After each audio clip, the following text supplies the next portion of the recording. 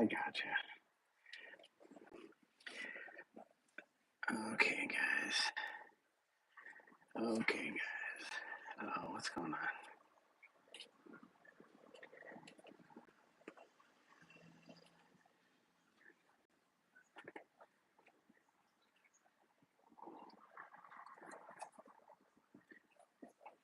Okay, let's see. Let's fix this. What's going on?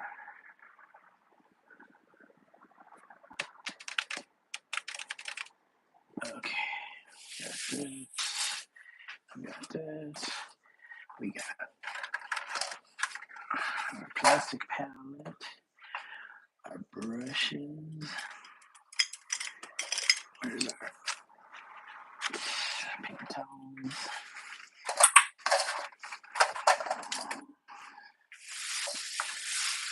Okay, we need the.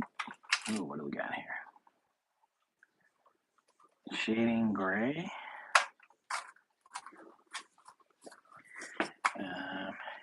Bone. We got our bone black. Okay, we got this. We need our reference. Oh, what are you doing? Get back here. Get back here. Get back here. We probably don't need any brushes right now. And we don't need this because I'm not doing that color. Just black right now. Okay. Bone black.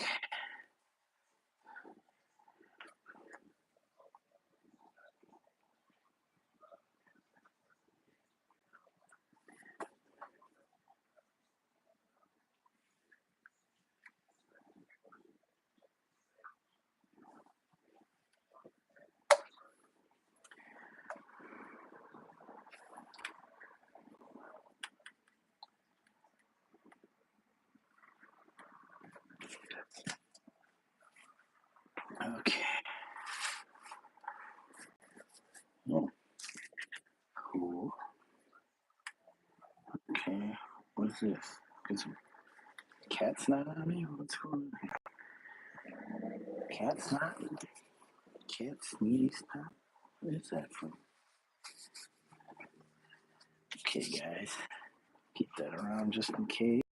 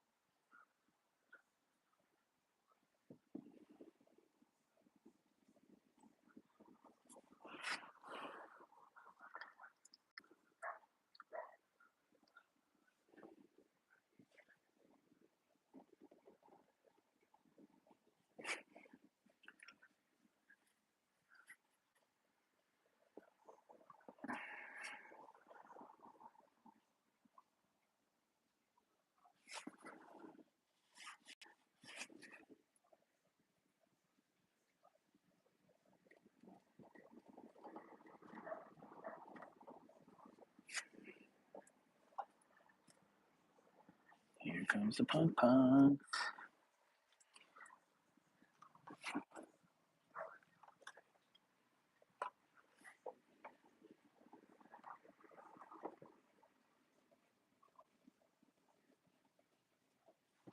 What you doing, punk punk? Whoops.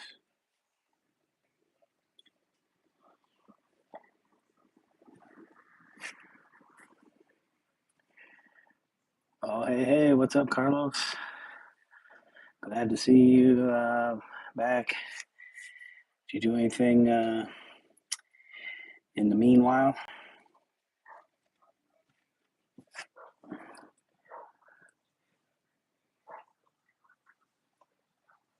Dude, come on, man. You gotta go. You gotta go because I'm trying to work there. Yeah, look at that. My cat,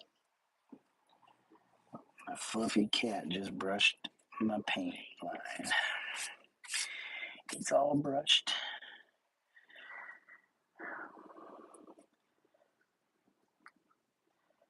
Yeah, I had to do a little bit of that after work, and then we had dinner.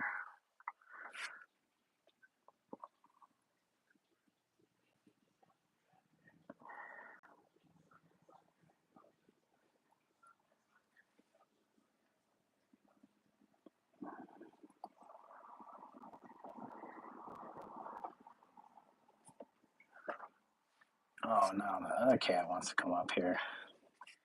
Yeah, you need to add 3 more of those cats to that line of emojis. That's how many we got. Oh, thanks. No, this is actually this stuff right here. Bone black, golden fluid acrylics. It's nice stuff. Flows. Yeah, six of them. We used to have 7. I think at one point we had 8, but a few of them passed away. Yeah, it's one of the lines of golden acrylic paints. They have this fluid. Um, I don't know. It's hard to tell, but it's it's got a thin viscosity, not like water, but they do have a line called fluid, which is a lot thinner, almost like ink. This is their uh, fluid colors, or high. No, they call it high flow, and it's almost like ink. These are pretty nice.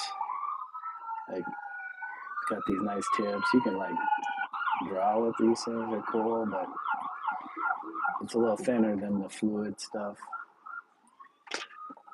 But it's good paint. I like the acrylic stuff, the golden acrylics. Yeah, yeah. Most of their stuff is acrylic, and then they also got this.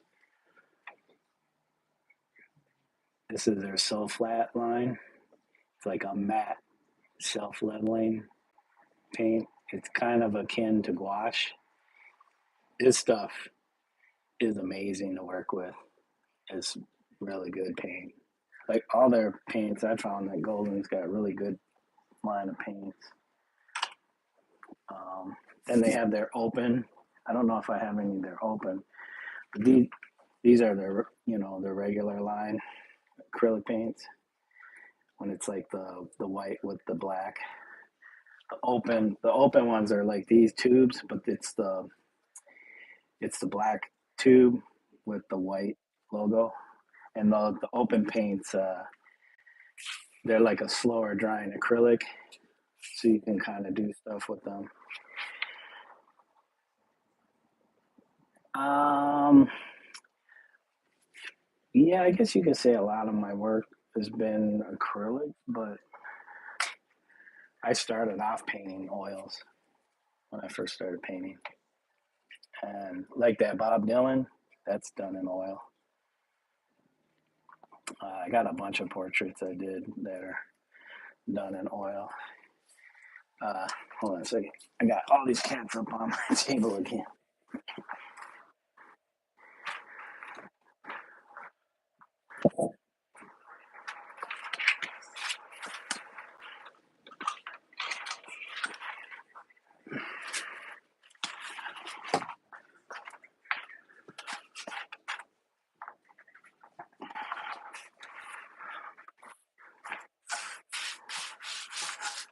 So these are a little dusty. I don't know if you'll be able to see these well.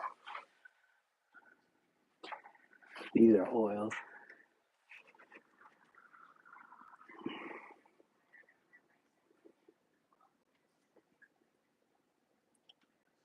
Yeah, that's Basquiat. I think this, I don't know if that's something that rubbed up against there. I gotta fix that, but it's been clear coated and it's all dusty as hell. That's that. That's that one.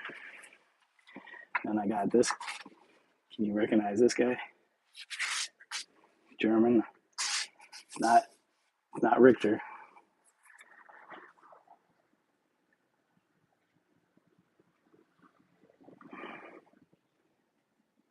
Yeah, no. Yeah, I'm doing live. Do you need something?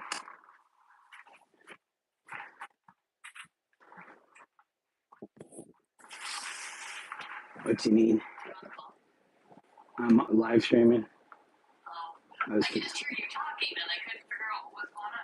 yeah, I'm talking to somebody in chat. Do you need? Okay. What's that?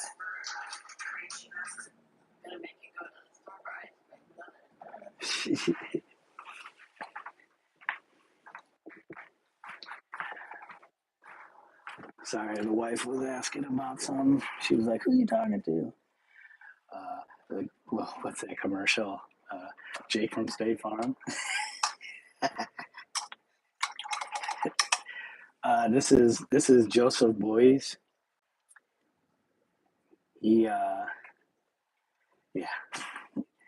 he he was kind of artist in the 70s, 80s. Conceptual artist. He also taught art in Germany somewhere. He's got a crazy story. And then you recognize this guy?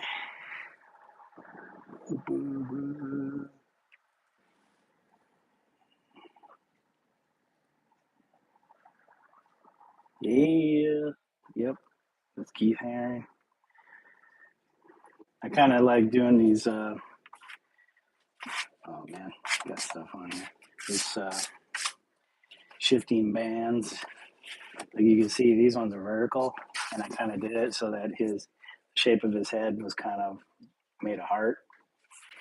And then Joseph Boys, I just kind of did horizontal shifts, and I just kind of like varied it, did some kind of chevron type offsets, and then kind of did the same with Basquiat, just like some horizontal shifts. But I liked how it did this alien kind of look.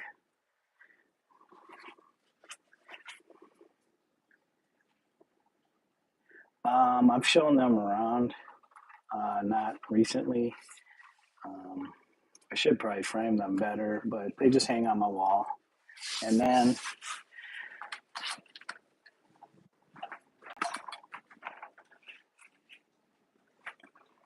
this was the first one. I don't know if you can recognize this one.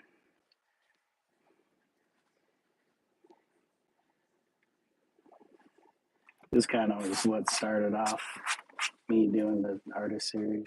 Yeah, that's Warhol.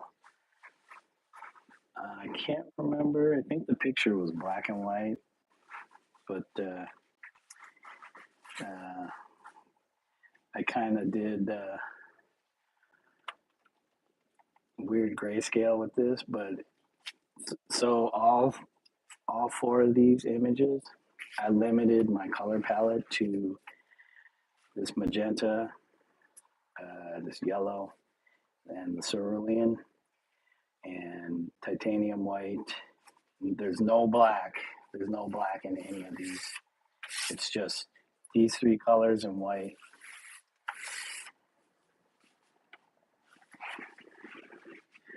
Yeah, it's kind of weird. It's just I don't know. It looks more like a map with where where you're looking down on a map, and it's got all the contour lines of like hills and mountains and stuff. Here, yeah, the photo I was working from was really small, probably maybe that big at the most. So, um, yeah, that's what kind of the details I was kind of seeing in it, and I'm sure that was a lot of it had to do with the printing, either the Ben-Day dots or whatever modern stuff. Yeah, this one, man, I need dusty stuff and clean. I think things have hit like scraped across the surface of the clear coat, causing it to do this white stuff. But yeah, all that is just those three colors in white.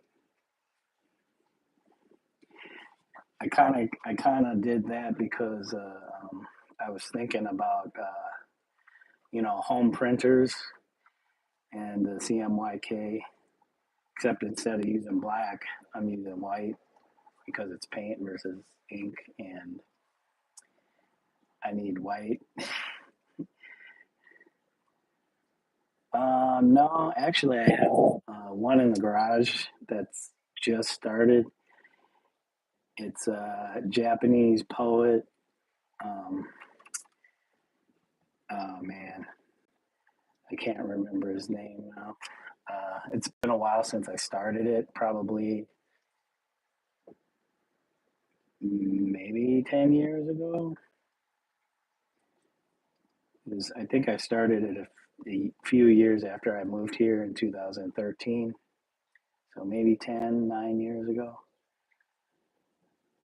Yeah, so the printer thing, I kind of wanted to limit my color palette, so I just went with those. And I just wanted to see the range that I could create with just those three colors in white. And I think I didn't do too bad. I mean, the darkest dark is like, pretty much going to be cerulean and the magenta, maybe with a little bit of the yellow, but mainly cerulean magenta. And it's kind of like, it's not dark, dark. So you got to go a lot lighter with your colors to get that contrast. But, I think it turned out pretty well. It's like, I don't know if you can see like the brush, kind of more scumbly type brush work.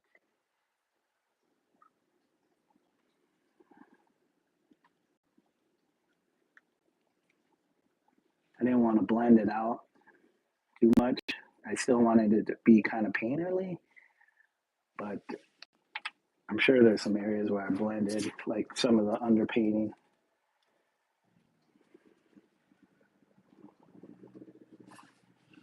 Yeah, they're oils. These aren't acrylics. These are oils. I don't know if I could do. I don't know if I could do my portraits in acrylics. I could possibly, but it's not going to turn out like how I want it to be. That's why I like oils more than acrylics. But some of my projects, it's like, you know, the acrylic paint definitely works a lot better. Now, in the Joseph Boys, you can see the skin very. It was almost like capturing every like little wrinkle and valley, and especially around his mouth.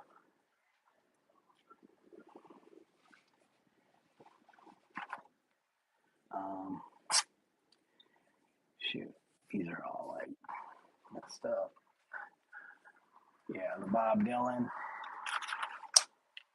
Yeah, I need to dust these off. They just hang on the wall and get dusty, but they're all clear coated, so The hair is crazy wild.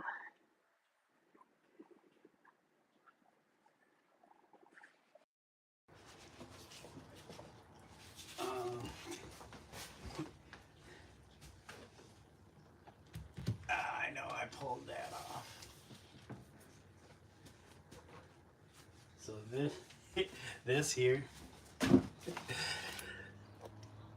this has got to be, let's see, this is probably one of my first acrylics. It was just like a play or study on cubism, the synthetic cubist style. This is really bad, like the painting itself. I don't mind the design. What y'all do? Did I learn photorealism?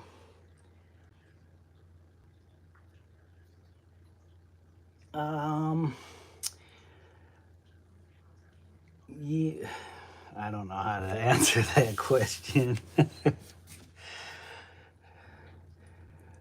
I mean, when I started off painting, it was more like this. And actually, I've been drawing long before this, so that's why you could see there's the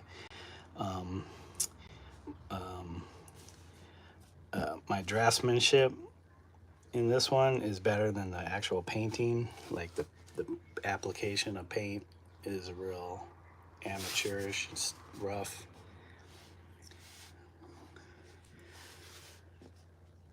But yeah, this is probably, I think I started one that was similar to this on a larger canvas.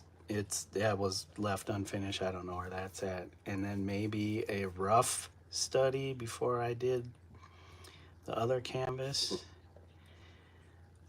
But yeah, this is definitely probably my third or fourth painting. This was 92-ish, somewhere between 92 and 93. So this is pretty old, and it's done on a terrible product, these canvas boards. But I didn't know any better. I bought a bunch of these when I was younger from the art store. I was like, okay. But they're terrible. They cup, they bow. I mean, this back here gets wet, it's gonna fall apart. Yeah, that's really early.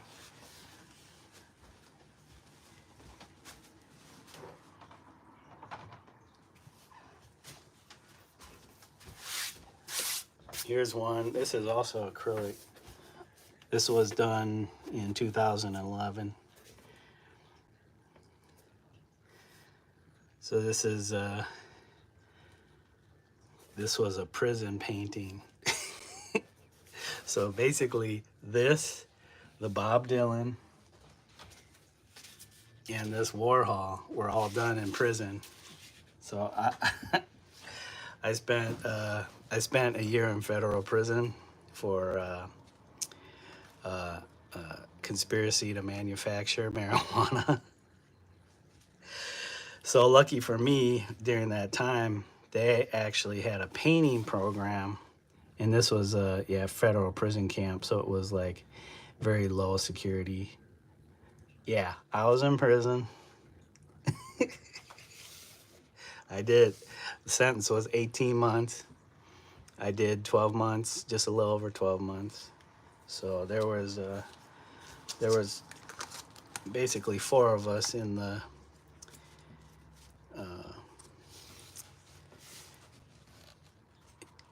in this conspiracy, is what they called it.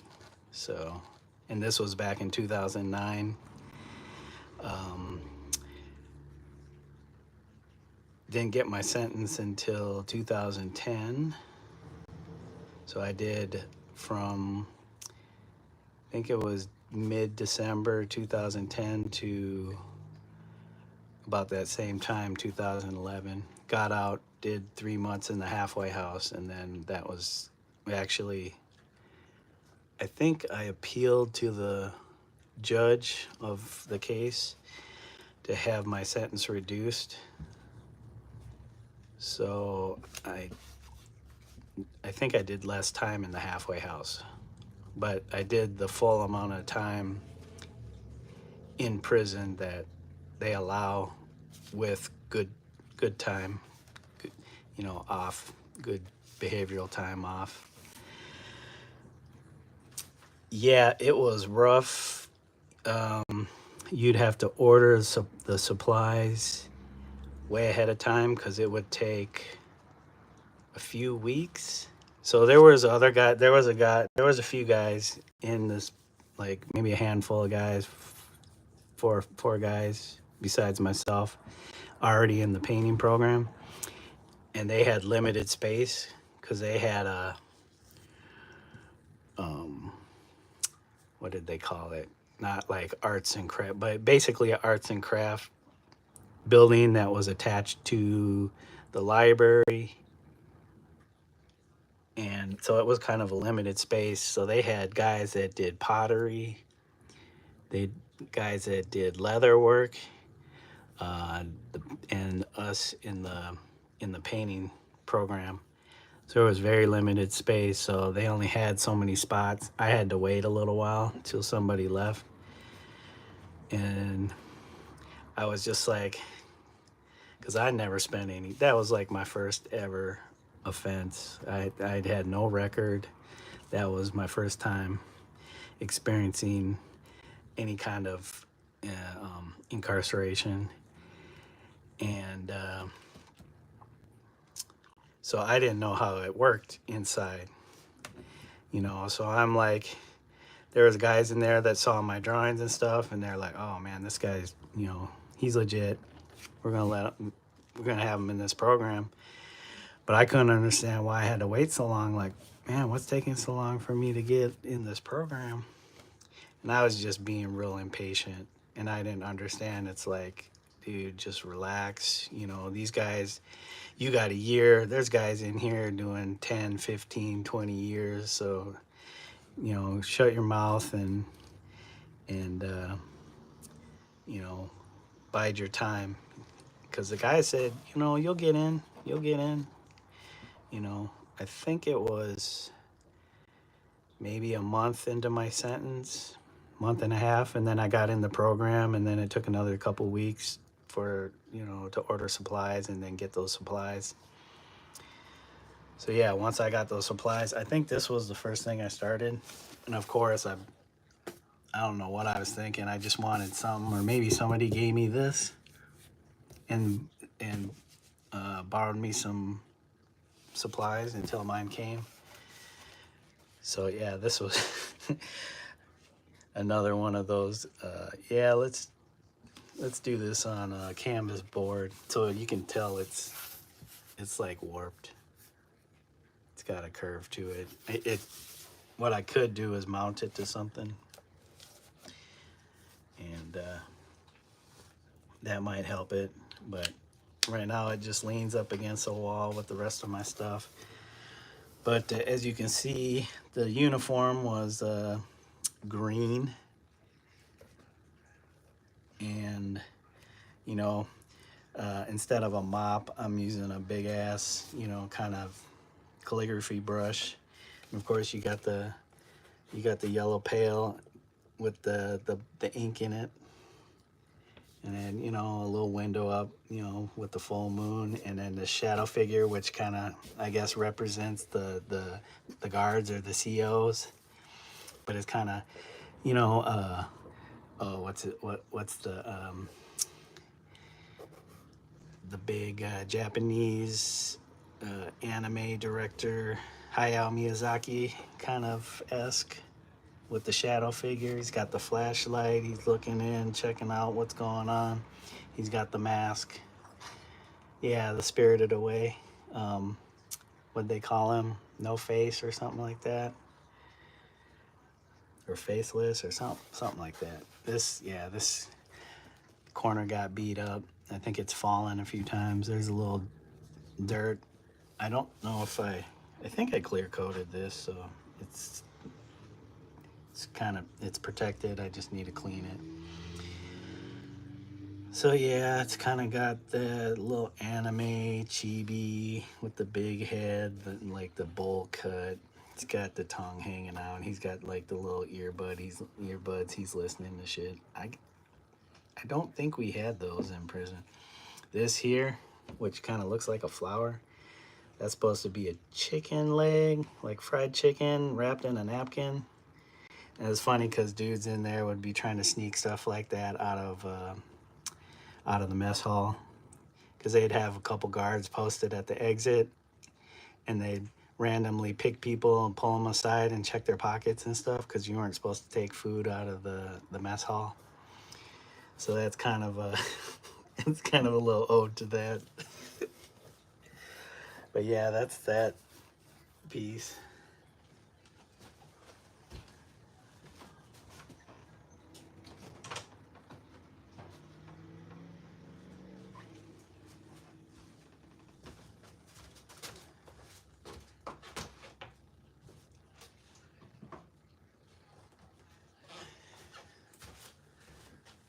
Yeah, so those last two were acrylics. This one here, this I did 2015. So I was 2 years here living in Des Moines. And I was kind of this is done in acrylic. There might be some spray paint. What I did was I made stencils of the big characters here, and I sprayed them in like a gray. I don't know, you could probably see the underpainting here, gray. And then I just painted all the acrylic over that. But these are like light acrylic washes that I laid down first. Then I sprayed the underpainting for the characters. And then I think because I drew these out, I think I laid out the pencil lines for all the details and stuff on there. And then I just went to town with that.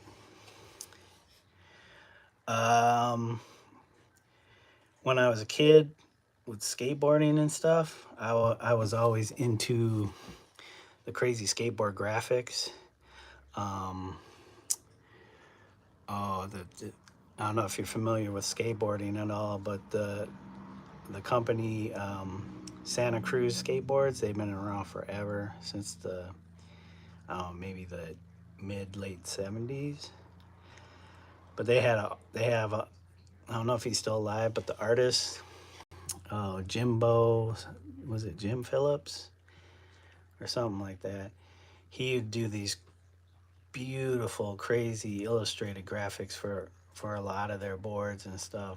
And I remember when I started skateboarding, my very first professional skateboard deck that I bought had one of his crazy graphics on it. So I was always, anytime I got a new board, it was like one of his graphics. And he was a very talented illustrator. So I was always looking at that stuff besides the other artists that did skateboard graphics back then.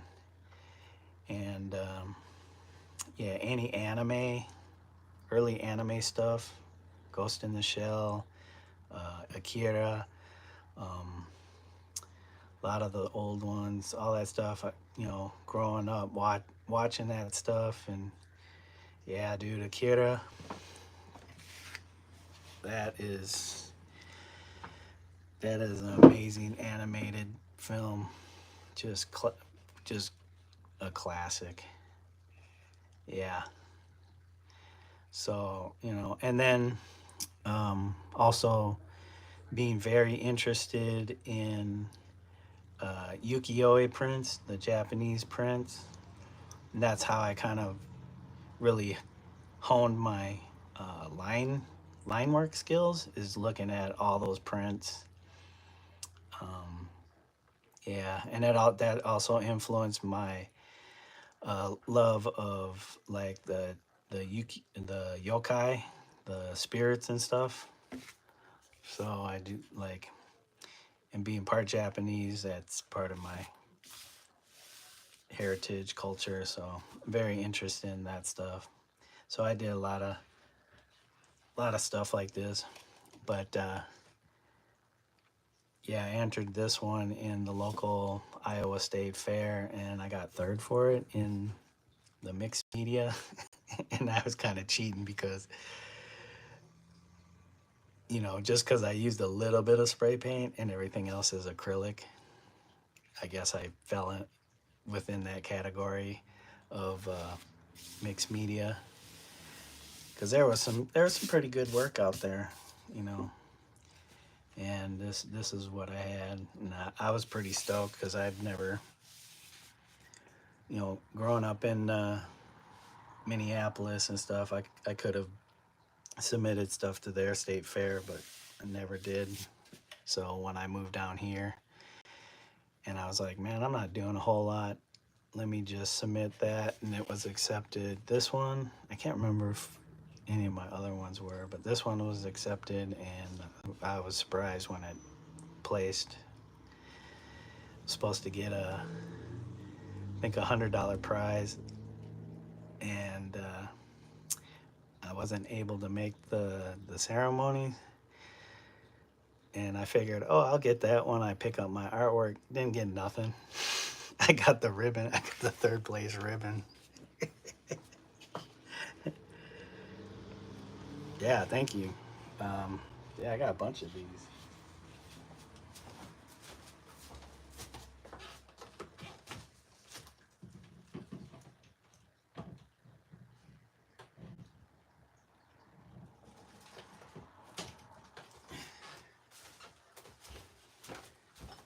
Yeah, here's another one. Same size as the other one. This one is definitely, you know, borrowing some Hayao Miyazaki characters. This was from probably Princess Mononoke, these little light figures. I can't remember what they called them. But then this center character is something I just designed. I just, you know, created. And then of course I put the little boy in the center there. Yeah.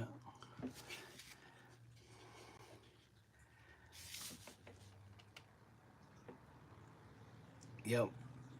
They're all in there. I mean, there's some pretty subtle details in here. Like the clouds in the background, the moon. There's even like, I don't know if you can see it, they're like little specks for stars.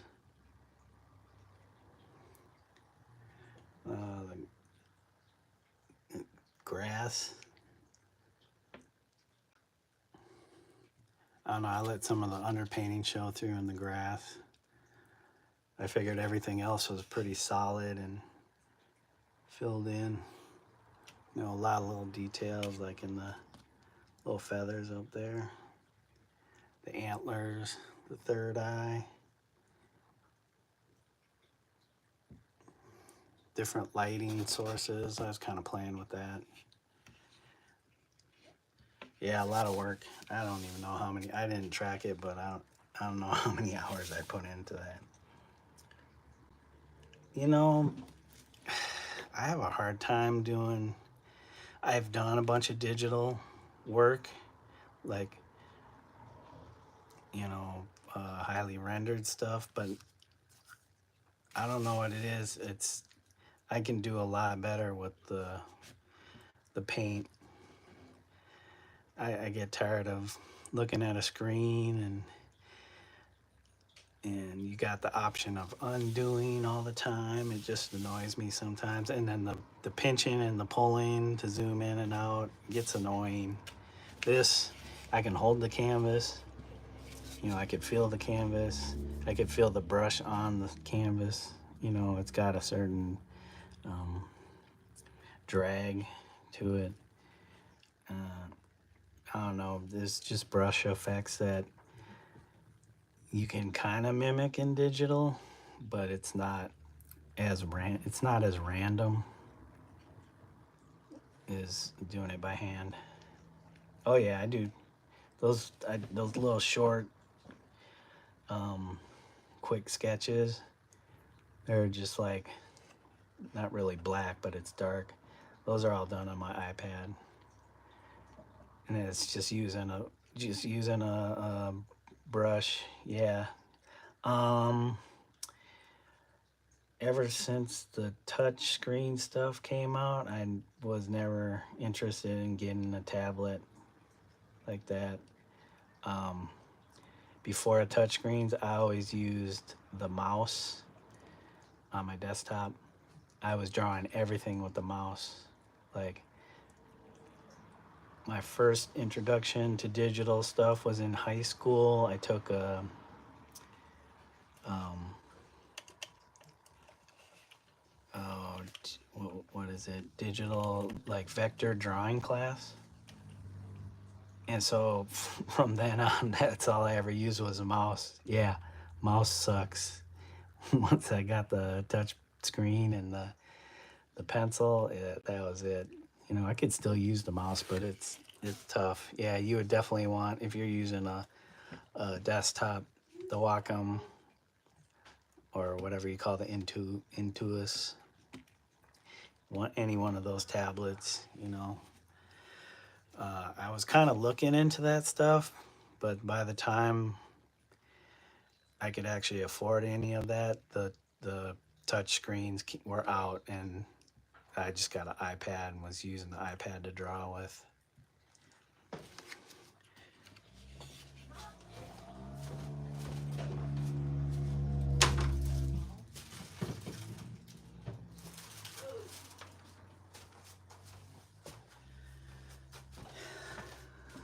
So that was a little short history of me.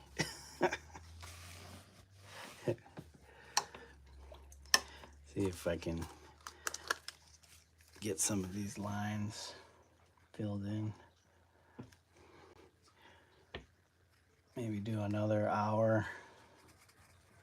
I want to go, well, I don't have to work till 3 tomorrow, so. Oh yeah, I appreciate it. I don't really show that stuff off too much. It just hangs on the wall, you know. It's out there on my various social media sites, but you know, I'm not out there pushing it hardcore. I just spend too much time making the stuff. But I'm trying to make a better effort to, you know, promote myself more.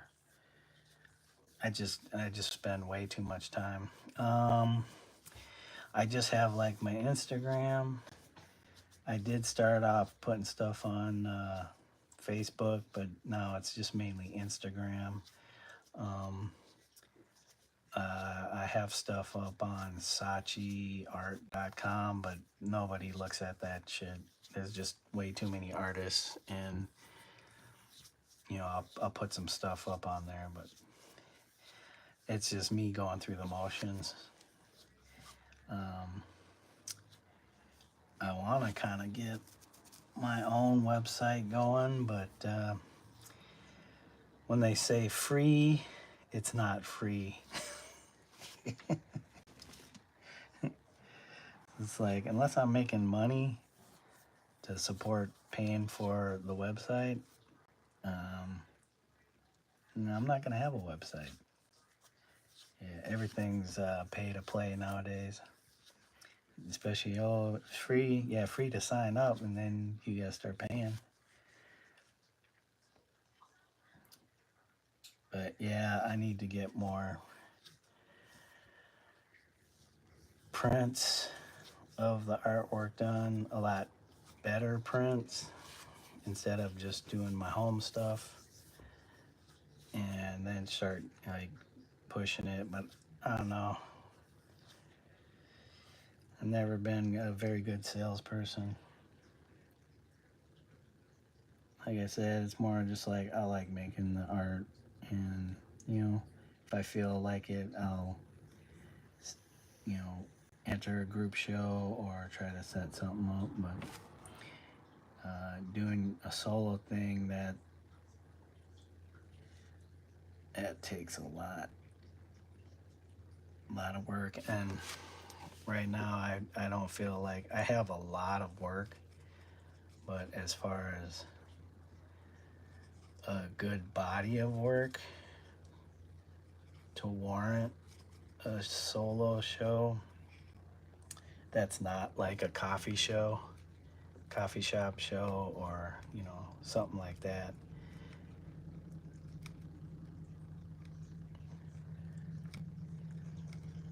Yeah, I mean that's real cheap. um but we have so many things that our bills already, my wife and I can't justify that. I mean, I had almost had the chance to get a proper studio here in Des Moines. And when the opportunity came, I was on a waiting list for like years. And when they contacted me saying there were some spaces available, I didn't have the money. We were we were strapped. I wanted to be able to do it, so I had to give up on that.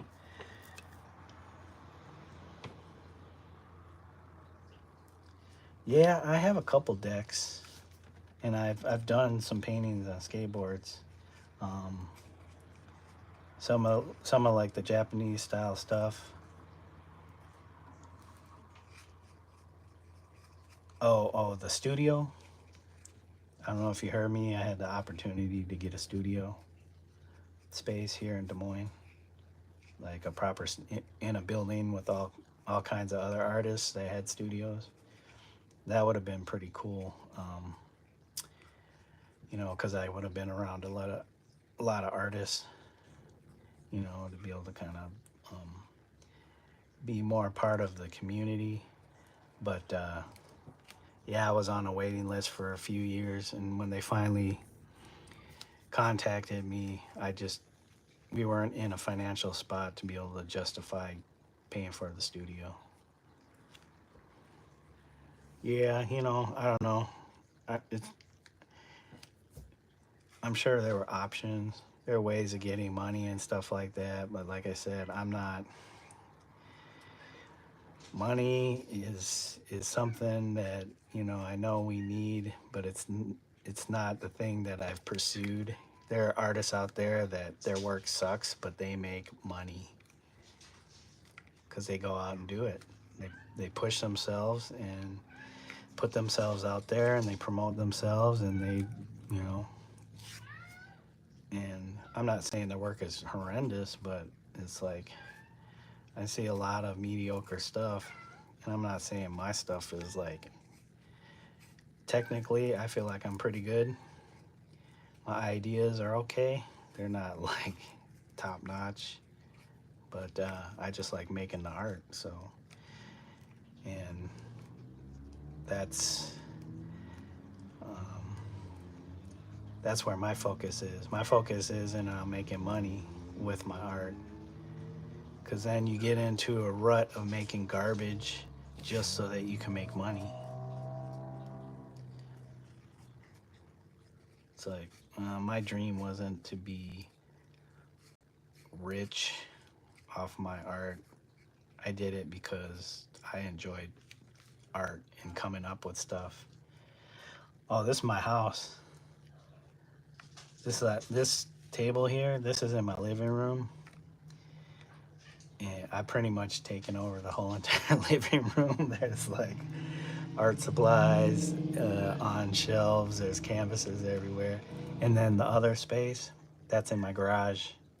I kind of eked out a little spot in there because there's um, over the years I've collected all kinds of crap stuff that I'm like, oh, I'm going to use this in my art somewhere or whatever. So that really needs to get thinned out. But there's tons of canvases that I built that have the beginnings of work on them, and it takes up a lot of space. So, I mean, when I first started painting, it was in my bedroom. I painted in my bedroom, had my easel that right there.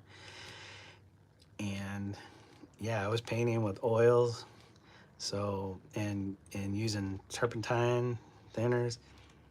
Just open up the window for ventilation and paint. Yeah, you know where I used to paint. One of the places I rented from, I painted in the basement, and the landlord got super pissed at me one time because I was doing these pieces that were, I was splattering paint all over them and stuff, and it was getting, and the basement was kind of not really finished, but I got paint all up on the ceiling. Like this was like a unfinished ceiling. It wasn't like it was like had drywall, like it was painted and stuff. This was unfinished. You can see the the the joists or whatever under. It was just raw wood, and I got paint all up underneath there, and the landlord, when he found out about that, he got pissed. I got paint on his siding outside on the side of the house because I was painting in the driveway. I was kind of using the garage a little bit and painting in the driveway, and I was doing these like that piece with the big mushroom cloud, the boy in the orange, and then the frog and all that. That piece I started that it I mixed oil in with uh, lacquer, thinned it out, and I was splattering paint all over that thing, and it got on the landlord's side of his house. I tried to clean it off, like wipe it off, but it stained it. And he saw that, he got super pissed. Yeah, but he was. I was there for 6 months. He was giving us the boot before that because he was trying to sell the house. So I could see why he was upset. And I mean, I was like 20. Let's see, I was probably 27. Yeah, because like I was maybe 98, so maybe 26, 27. Yeah, living with the ex-girlfriend and her roommate, and because I needed a place to stay, and that painting with the crazy characters around the table. I think I showed you that before. That painting I did at that house. So yeah, that was like, but I didn't finish it. Wait, was it 96 or 98? I can't remember. Maybe I finished it in 98 because my first art showing was in 2000, I think 2000, and I showed with a couple other friends. They weren't like longtime friends, but they were other artists. They both, one guy was going to the University of Minnesota. He was going for art, I think, but he may have switched his major to like architecture or something like that. He did these crazy wall relief type stuff, and the other guy was a painter.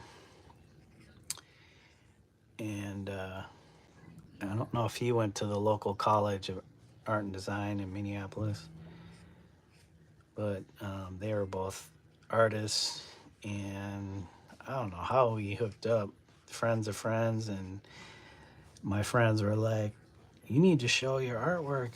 And I was like, man, I've never shown my art ever.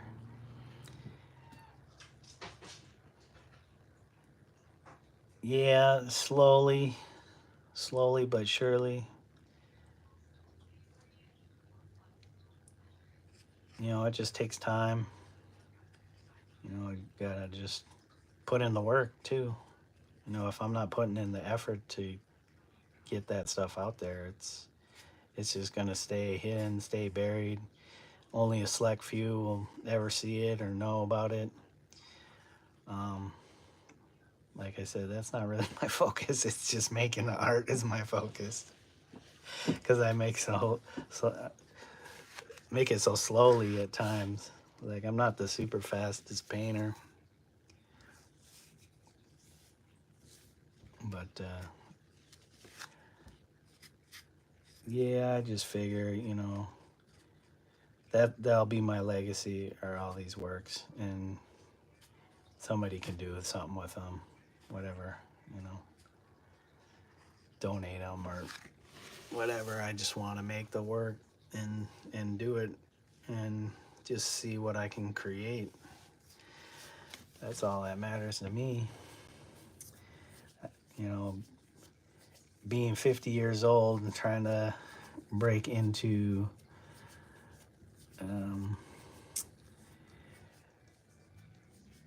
I hate using this term, high art scene. I mean, I can get into the art scene, but like, getting into galleries, it's like I didn't take the traditional route of going to school. I mean, that really gives you kind of the upper hand, even though I've got like really good skill.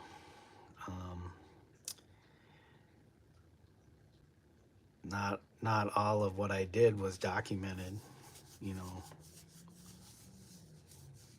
Sometimes that paper degree, gets you in a door that, a self-taught artist isn't gonna be able to access unless they are just, willing to just break those doors down. I ain't got the energy for that. I got the energy to make the work, and that's about it.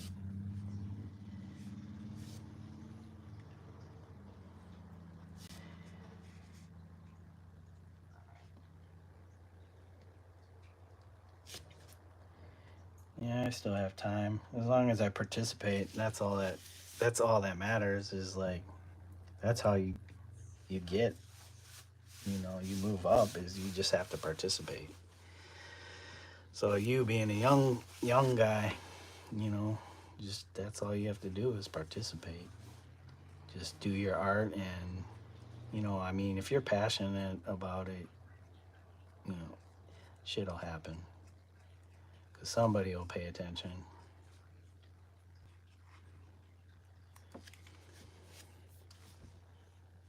Yeah, I mean, I pretty much chosen to do it this way. Like, I'm sure there's a bunch of people like me who do their art and they won't be seen. But like the guy from your area, um, Darger. I mean, he did all his work. He was unknown until, I don't know if it was after he passed away. Henry Darger. He did paintings of little girls and stuff. But yeah, now people seek his work out.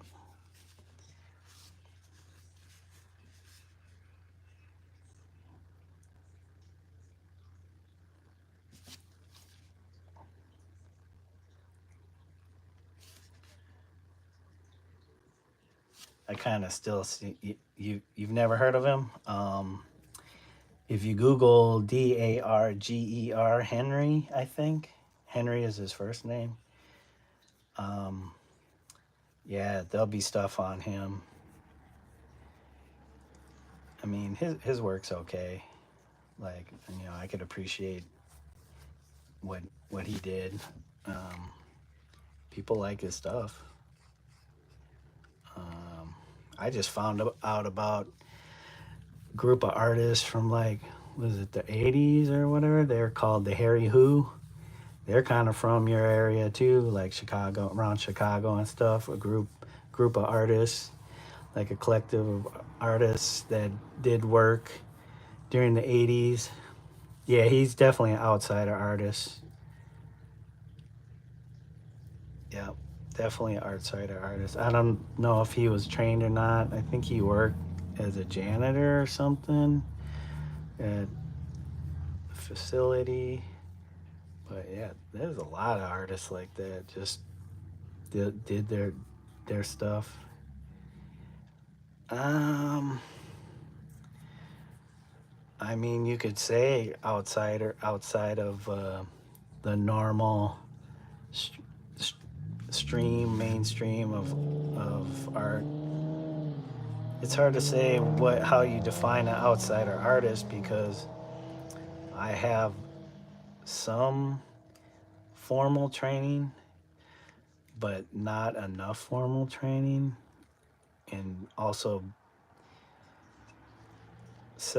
you know, the word self-taught also is kind of a misnomer because whether you're learning from books or, you know, other artists. Like I said, used to watch Bob Ross. Um, what's his name? The Bob Ross's teacher. Bunch of other people had programs on public television. Used to watch that stuff. You know, I was really big into graffiti, not like practicing it myself until much later on when I was older, and it was more like, let me give this a try. But I know a lot of graffiti artists, like people who are legit graffiti artists. They get no recognition. I mean, other than making their mark out on the streets and stuff. One guy that went to your school, he graduated way back in, was it the late 90s? Yeah, David Cho. He worked as a graphic artist. He did stuff for one of the like adult magazines. He used to illustrate for them. I can't remember which one. That's why you see a lot of Batman stuff he does, because he was really into Batman.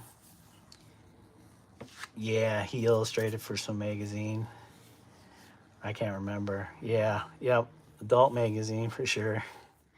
You know, and you could see that in his style. If you look at those magazines from back then, like the late 80s, early 90s, they had that like, oh, what's his name?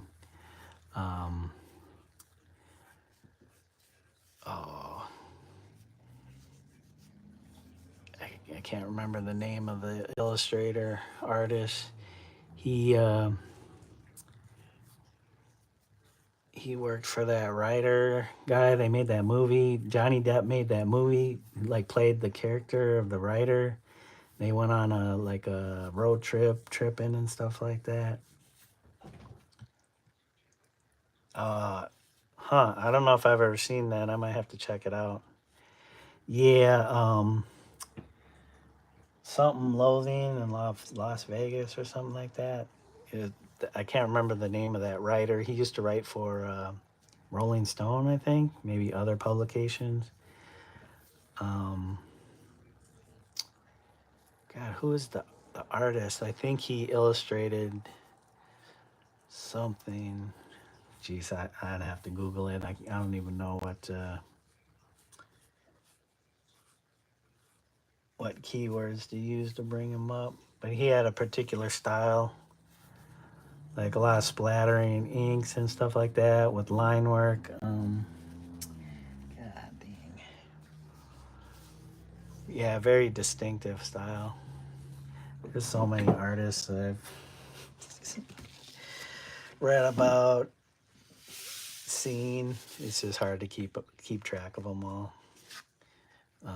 But yeah, he's pretty famous illustrator. I'm sure it'll come to me eventually. But yeah, I mean, Cho has like very distinct, similar style, but like way more crazy. Yeah, Cho was crazy. Like, I don't know, literally crazy, but like, or clinically crazy. He had a pretty odd upbringing, childhood. Oh yeah, he seems like a good guy. Are you familiar with the artist, illustrator, painter, James Jean, or James Jean? He's also Asian. Him and Cho used to share a studio for a while. He does very beautiful artwork.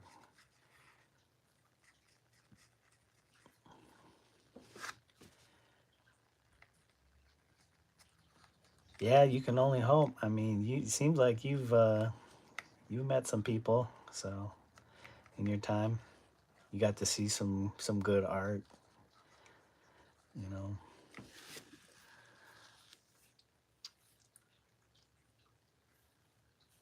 Yeah, James Jean. A lot of these guys are guys like my age that came up during the in the 90s, struggling artists trying to, make a, carve their path. Um, like the graffiti artist Twist, he goes by his real name is Barry McGee. His wife, um, Margaret, was it Killigan? Um, yeah, there's oh god, I mean they all come out of that. A lot of those artists come out of the Juxtapose camp, Juxtapose magazine. If you've ever seen the movie Beautiful Losers, a lot of those artists from that era, pretty much my contemporaries, maybe just slightly older than myself.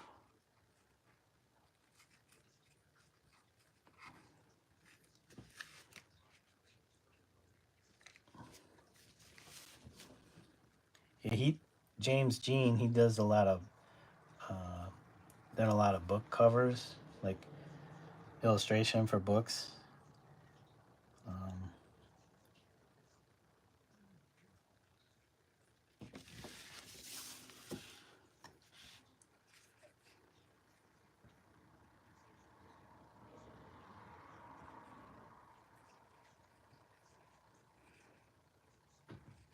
yeah, Juxtapose is a really good um, magazine. They usually showcase a lot of like street artists, but they do show they do show like underground artists, painters, and stuff like that. People that have gone through school and stuff too. Um, but people who aren't, I don't know if you would say, that weren't accepted by the larger art community.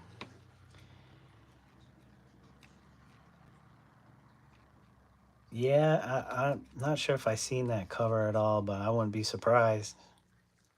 I mean, his work is just that good, you know, just amazing stuff.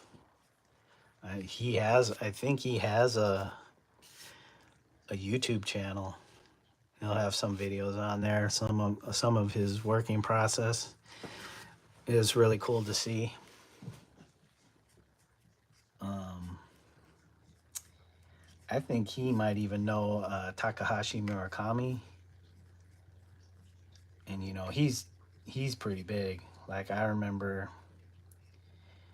his show Super Flat came to the Walker Art Center. Um, was it the early 2000s? I got to see that stuff. His paintings are just crazy good, just insane.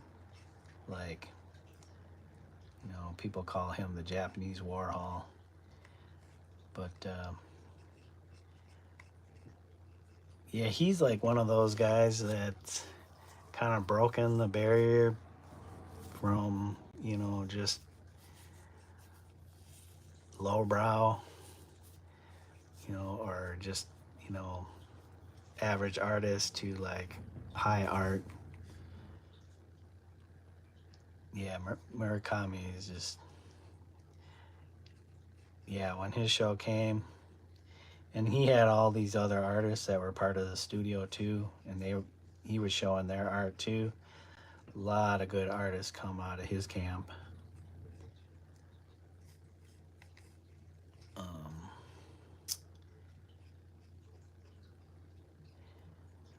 yeah, I got to see, that was the first, I think the Walker had a show where I can't remember if it was just all Basquiat works or if he was part of a larger group show, but that was the first time I got to see some Basquiat in person. I think one was like Sugar Ray. It was just basically like all black canvas on at the Walker Art Center up in Minneapolis. I think I mentioned that in your live chat. The Contemporary Art Museum up there, because they have the Walker Art Center, which is their contemporary art museum, and then they have the Minneapolis Institute of Art. They call it MIA, and that has a lot more of the traditional artwork, but they do have big shows there. I don't know, they're pretty comparable to the Walker, but they're like old school museum, but they're huge too. And that's the College of Art, Minneapolis College of Art and Design, MCAD. They're associated with that museum. They're on the same campus. I had friends that had gone to that school. That school, Keith Haring was looking to go to that school before he decided to go to the the School of Visual Arts in New York. But yeah, that was one of the other art schools he was looking at. Yeah, School of Visual Arts in New York.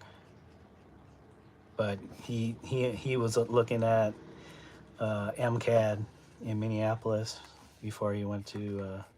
That was one of the schools he was looking at. And the funny thing was, the Walker's having a show right now of all his stuff. He came and did a residency at the Walker, and he did a mural in their concourse. And I swear to God, when I was, I don't know, probably 11 or 12 or something like that, or 13 maybe, and I was with my mom, and I told you how we would go to, her work was literally right next to, it was an insurance company. Their building was right next to the Walker. And we, it was basically connected. You just go down some stairs and you're right in the Walker. We were going to lunch, and I swear there was a guy in the concourse doing a mural, but I can't remember what the mural was. And I don't know if I'm just making this up, but I swear it was Keith Haring. Didn't know who he was, whatever. He was just there doing his residency. I think he was also teaching art to kids. He had held some classes, probably through the Walker Arts teen program. Yeah, I can't say 100%, but we were always going over, like I would go, go to meet my mom at her work and stuff like that and hang out until she got off work, and then we'd go home, take the bus home and stuff like that. So I'd be with her and we'd go, or I'd meet her there and we'd go have lunch. And yeah, we were always over there. Like, that was almost like my second home. I was always going to that museum and looking at the art there.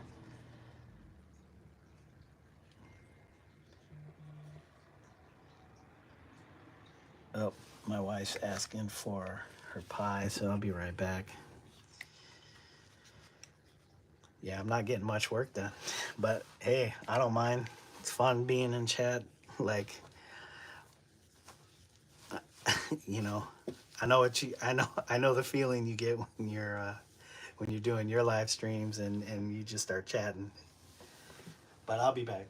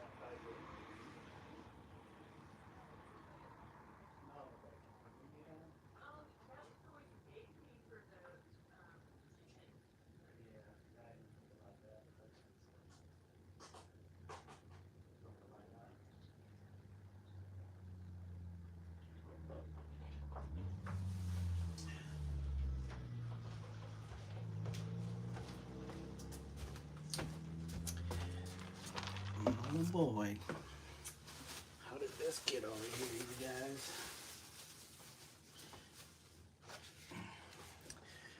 I have to hang this up. Hang this up.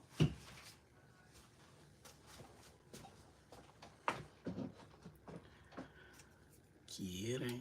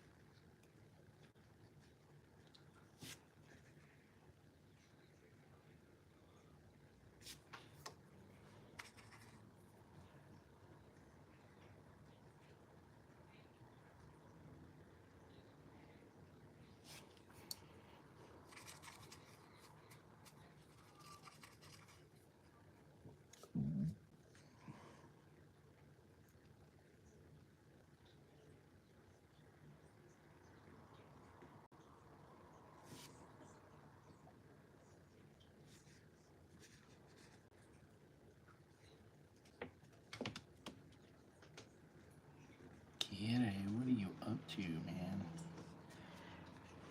Kitty, what are you doing?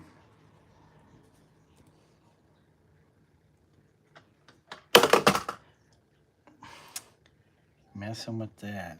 That's what you're up to. Messing with that thing.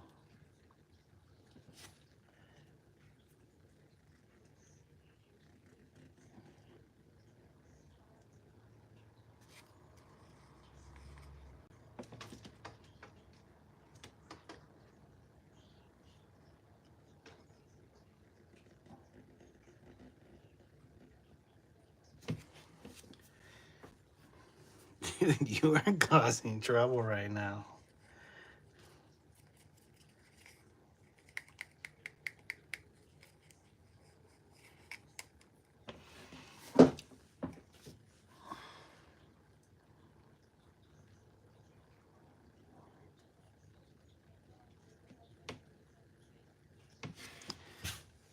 Come on, man. I'm trying to do something here. Come on, booger.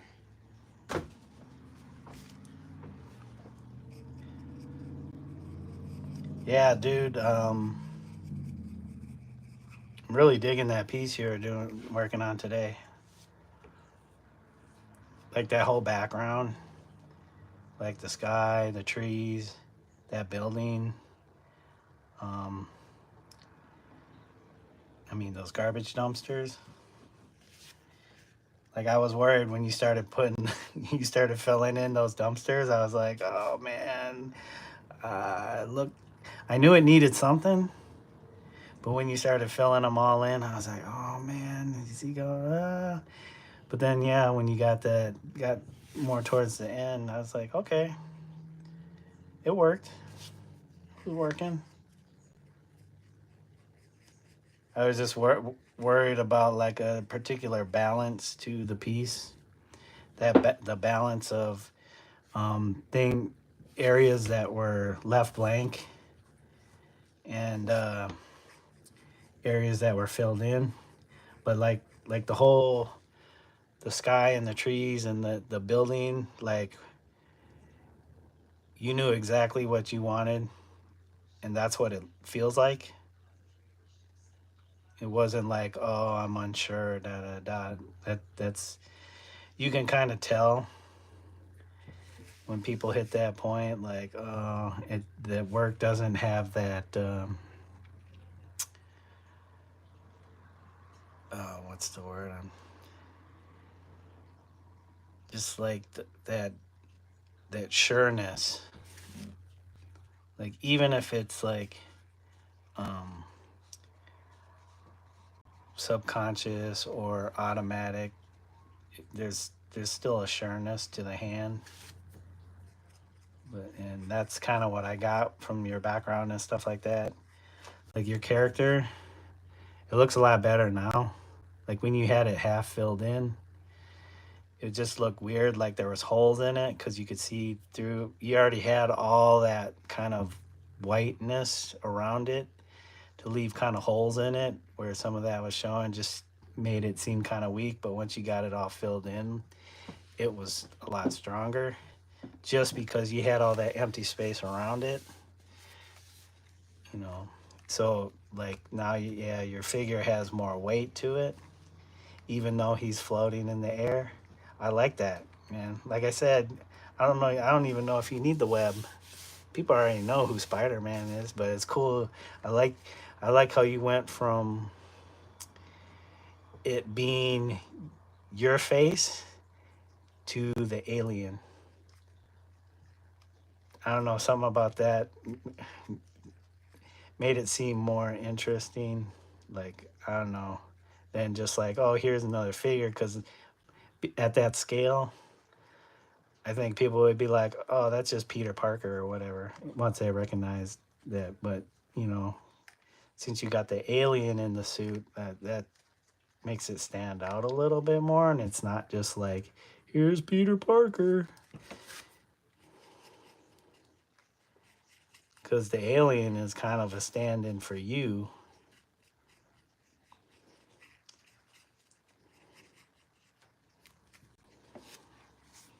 I don't know. That's just my interpretation, but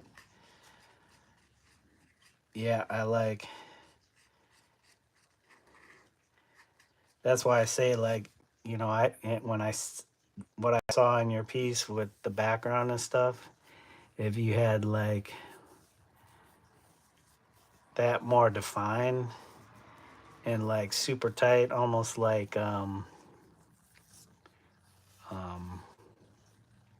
like Renaissance or even later stuff like Rococo, like just how they did their stuff, that level of detail juxtaposed with those blank areas where it's not like completely flat, but there's a slight modulation to the blankness, but it's still a blank. That contrast, if you did all that detail, like I don't know.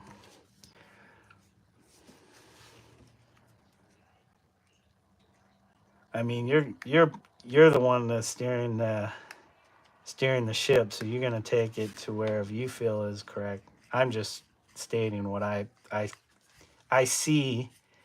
You know, if I were approaching that painting, that doesn't necessarily mean that's the direction you have to go, because I make my art. You're gonna make your art.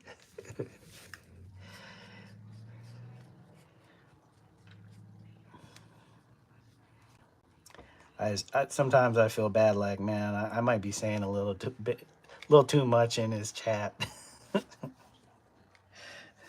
Like, I don't want to be coming off as like telling people what to do with their stuff, because ultimately they're gonna do what, you're gonna do what you're gonna do. You're gonna do what you feel is right for your piece. It's your piece. Um,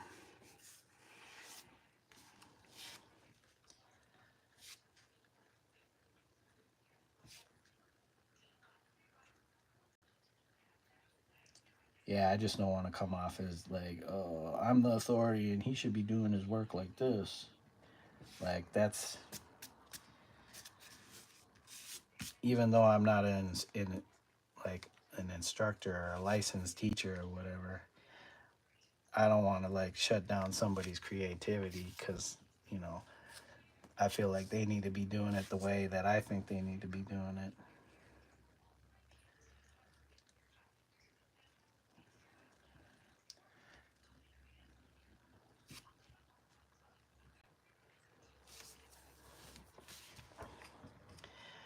I appreciate that. I hope the other people in chat can appreciate it too. I just want to share knowledge, anything that, I've picked up over the years, whether it's like other artists, because, I love art so much. I just keep discovering new and more people out there doing art, or, going back to, you know, artists from art history from the past, learning about them more. Like, when I started studying art, I did it because I was interested in it myself. Like I said, when I was a kid, my parents had um, the different art books, like Picasso, Van Gogh, the ukiyo-e prints. I know there were some other books, and I would just dive into those books and like look at all that imagery, and then I would go and draw and stuff like that. So all that stuff kind of is informed what I do to this day. And I love looking at art, whether it's good, bad, indifferent, not painting, you know.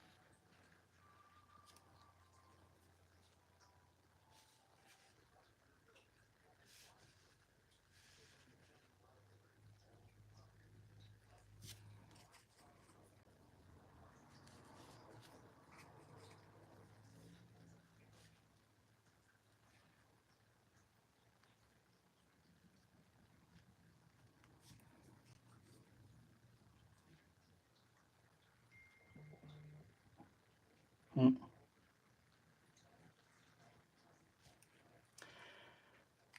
All right, y'all. I gotta take the dog out real quick. I'll be right back.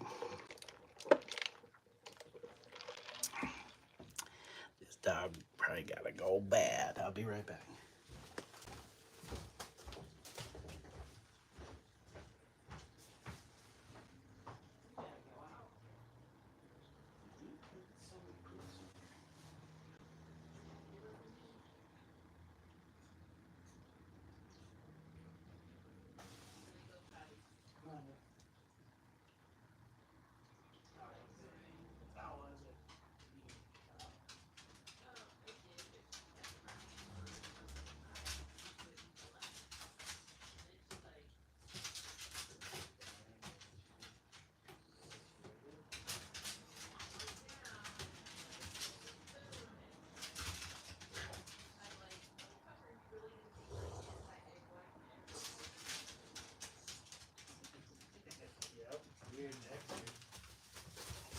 Come on, you. Let's go. Come on. Let's go outside. Come on. Come on.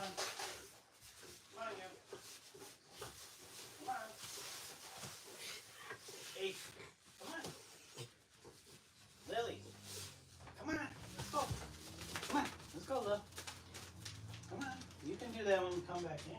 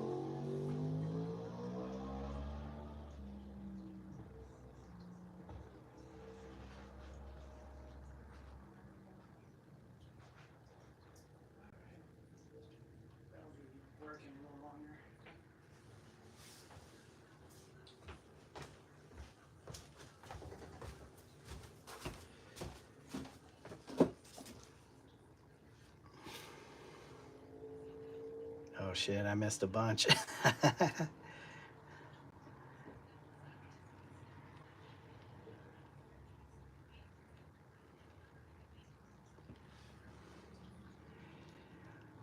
Yeah, you do what you feel is right for you.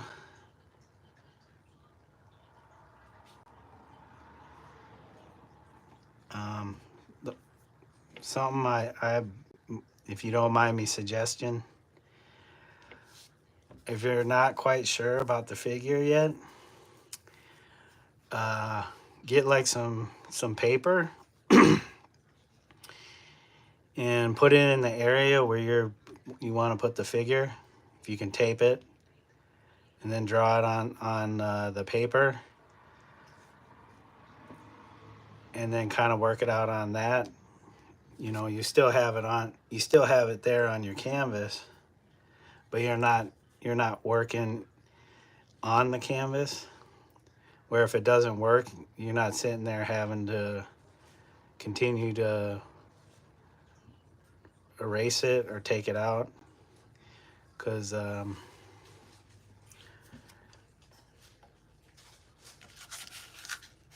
mean, even though these are like pieces to get you into this for your master portfolio, you know, and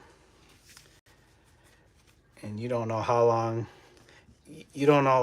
you'll have, you'll have these pieces, because like my old work, yeah, it ain't nothing special, but it's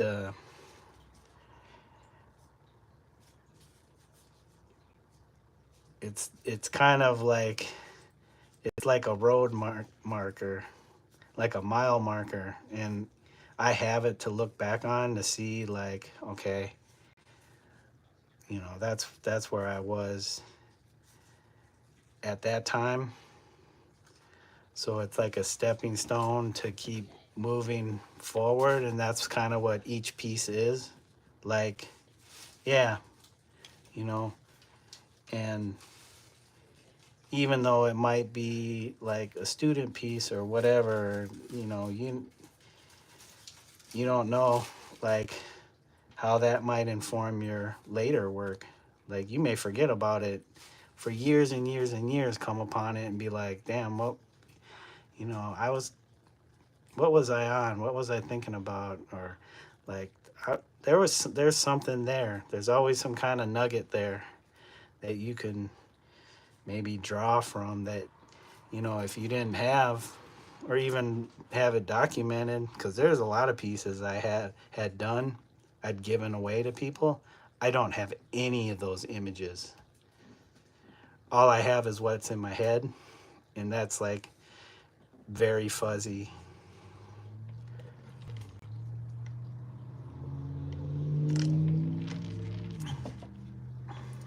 And it's like, okay, some of that stuff was probably not my best work, but it's like they were painted really well, and I'd like to see what I did. Like, there's things that I did that I'm like, if I start doing, because I plan on some of these big canvases, doing some of these images in oil. And it's like, okay, there were things that I did, that effects and stuff that I was able to do with the oil. Like, I can't see it. So usually if I can see it, I can kind of recreate it. But if I don't have it, or I can't see it, or I can't think about, going through the steps in my mind of how I created the piece, I'm usually pretty good about that. If something gets wrecked, I can usually recreate it. I mean, it's not going to be exactly the same. It's not going to have the same energy or punch to it, because it was like I was just doing it. I wasn't thinking about it. It was just, I'm just painting. But usually I can recreate the steps. But yeah, there's a lot of work out there. I don't know what I'm saying. I'm just rambling. But there's a lot of pieces out there that I don't have images of, or the images I do have, they are really bad images. Oh man, I appreciate you coming through, dude. I know I'm just kind of going on and not doing much of my painting, but I appreciate you stopping through. I usually don't get too many people coming through the chat, so you know I appreciate you taking the time out of your day to you know kind of hang out and chat with me. So I'll catch you in your next live stream, I'm sure, whenever that is. So appreciate you hanging out. I hope you have a good night, and I'll catch you next time.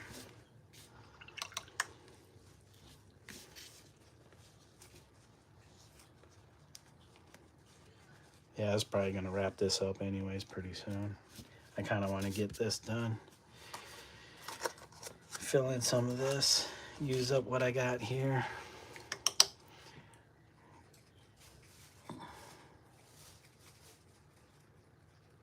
Oh, I appreciate it, man. I hope so, man. It's fun. Like, I don't know. It's fun chatting with you. It's cool to have somebody to talk about art with, so. I don't always get that.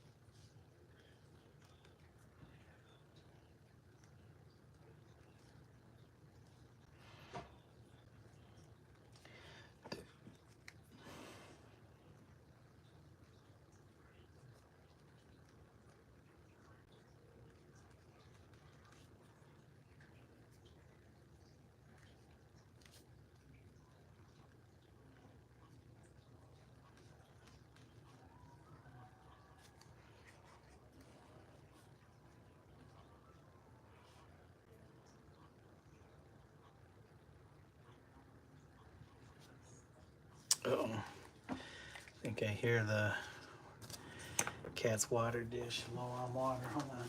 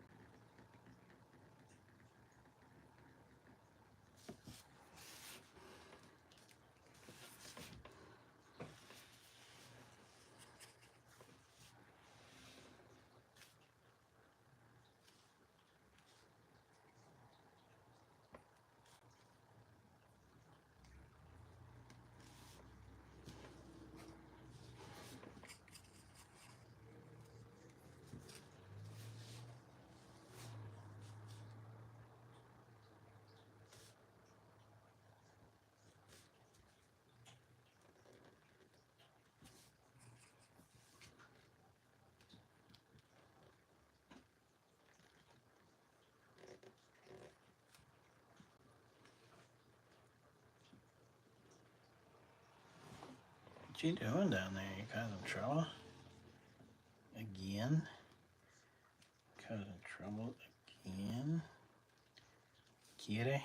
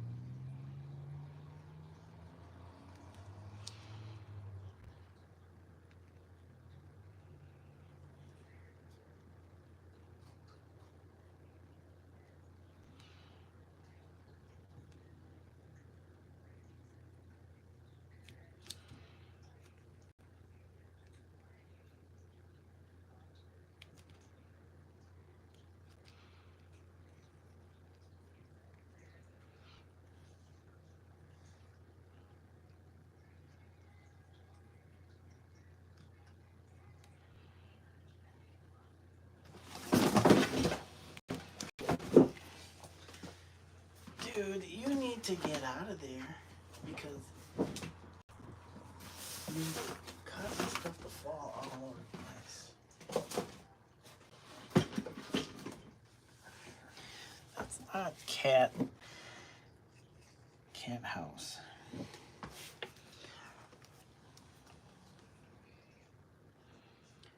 Yo, cat house.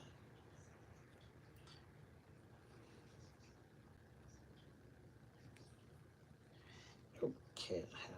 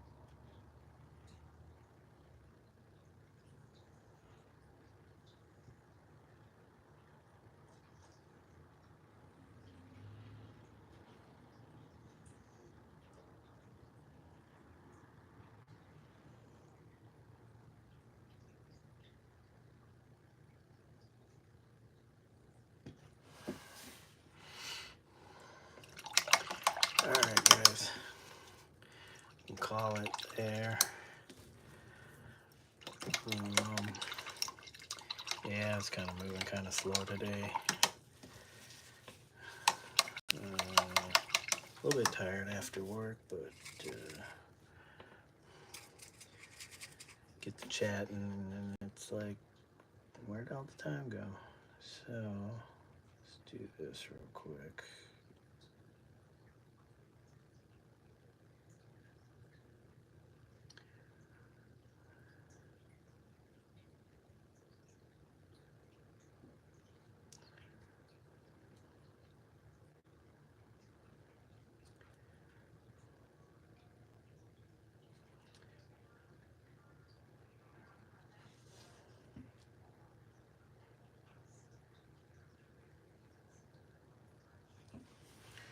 Well, we're making progress. That's all that matters.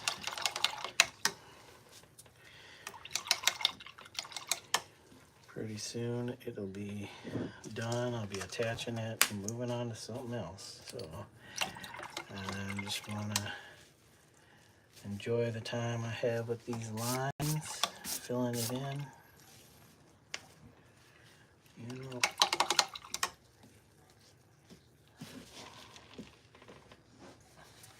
it's pretty rough.